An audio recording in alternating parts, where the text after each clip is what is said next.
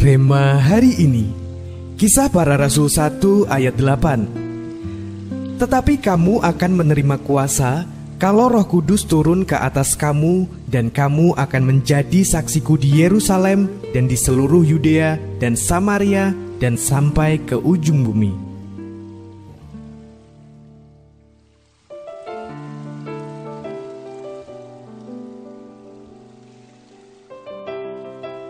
Seorang raja mengeluarkan dekret kepada rakyatnya, "Hormatilah raja dan hargai orang di sekitarmu." Setelah itu, raja itu menyamar sebagai rakyat biasa bersama pengawal pribadinya. Lalu mereka masuk ke sebuah warung makan dan memesan makanan seperti kebanyakan pengunjung. Raja bahkan menuangkan teh hangat untuk pengawalnya. Kebetulan sekelompok pejabat setempat ada di warung makan itu.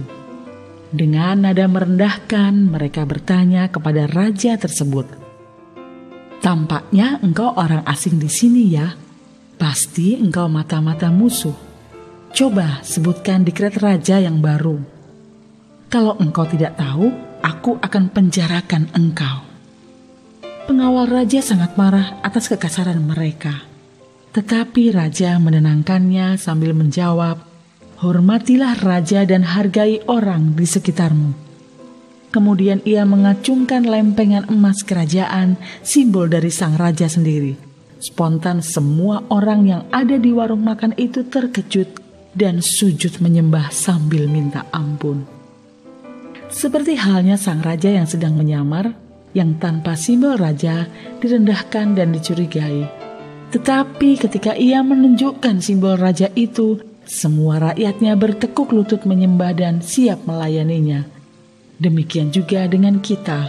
Sebagai anak raja di atas segala raja, kita perlu simbol kerajaan Allah, supaya kita bisa memiliki kuasa yang tak terbatas.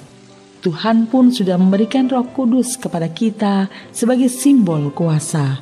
Bukan sekedar simbol, Roh Kudus adalah pribadi yang tinggal di dalam kita. Mintalah dan sediakan hati kita untuk Roh Kudus bertahta, maka hidup kita tidak akan sama lagi. Sakit penyakit pada tubuh jasmani kita akan sembuh. Bahkan kita pun berkuasa untuk menyembuhkan orang sakit.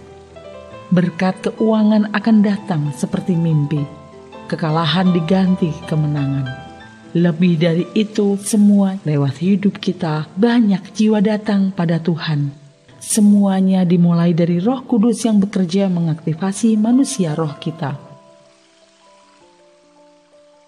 Apa yang dimaksud dengan mengaktifasi manusia roh? Mengapa Anda perlu mengaktifasi manusia roh Anda?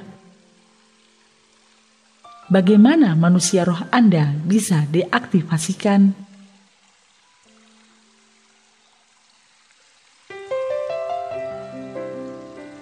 Bapa yang baik, terima kasih sudah mengirimkan Roh Kudus untuk hidup dalam hati kami. Bertahtalah dalam hidup kami dan bekerjalah untuk mengaktifasikan manusia roh kami, agar manusia roh kami bisa hidup dan berkuasa melakukan perkara-perkara besar bersamamu. Di dalam nama Tuhan Yesus, kami sudah berdoa. Amin. Kalau kita ingin mengaktifasi manusia roh kita, satu-satunya jalan hanyalah dengan memulainya dengan Roh Kudus.